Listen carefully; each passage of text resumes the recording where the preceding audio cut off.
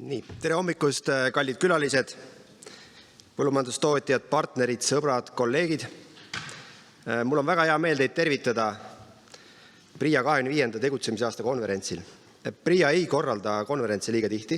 Eelmine konverents toimus 2005. aastal ja kuna siis lepiti kokku, et järgmine konverents toimub 20 aasta pärast ehk 2025, siis see on ka üks põhjus, miks me täna siin oleme. Hoiame traditsioone. Ja leppisime ka kokku, või õigemini oleme rääkinud, järgmine konverents toimub 2050.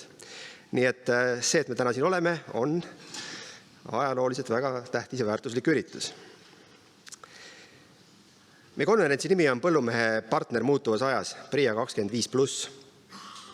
Ja 25+ tähendab seda, et me vähem vaatame tagasi ja pigem vaatame ette, kuhu me liigume, kuhu me tahame liikuda, kuhu me tahame jõuda ja kogu selle aja pühendaks pigem ka tänase konverentsi sellele, et räägime asjadest, mis toimuvad täna, praegu ja mis võiksid hakata toimuma lähitulevikus. Sest ajaloo jaoks on teised üritused, on kroonikud, on muuseumid ja proovime siis sinna mitte langeda. PRIA juubel on ühtlasi ka tegelikult sündmus mitte ainult PRIA enda jaoks, vaid ka usun kogu põllumajandussektori ja maaelu jaoks. Oleme 25 aastaga vahendanud sektorisse ja ka maaellu ligi 6 miljardit eurot. Aga nüüd tahaks jagada midagi veelgi olulisemat. Teavet, teadmisi ja tarkuseid, sest ükski raha üksi ei loo edu.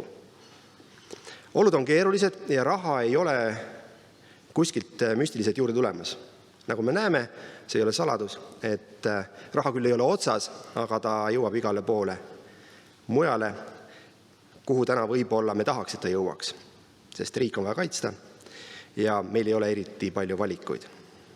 Seetõttu peame kõik koos tegutsema targalt, tegema targemaid valikuid, otsima nutikust, koostööd ja uusi viise, kuidas keerulistel aegadel piiratud ressursside tingimustes saada paremini hakkama.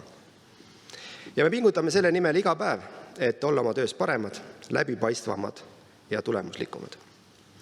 Ja me teame ka seda, et suurte organisatsioonide liigutamine võtab aega. Kuidas me ka ei ürita, siis päeva pealt ei juhtu kohe mitte midagi.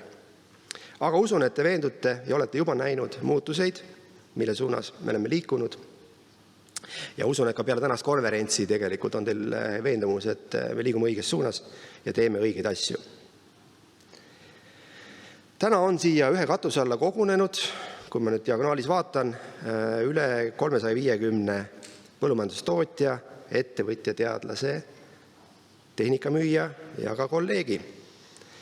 Ja see on parim näide sellest, et põllumajandus ei ole üksikute inimeste töö, vaid see on pigem ühine ökosüsteem.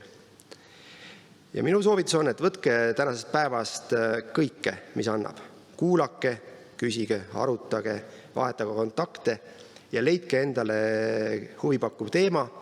Teemade valik on päris suur, toimuvad paralleelsessioonid, nagu te juba kuulsite, ja ma usun, et igaüks võiksid täna leida enda jaoks midagi, mida meelde jätta ja mida meenutada.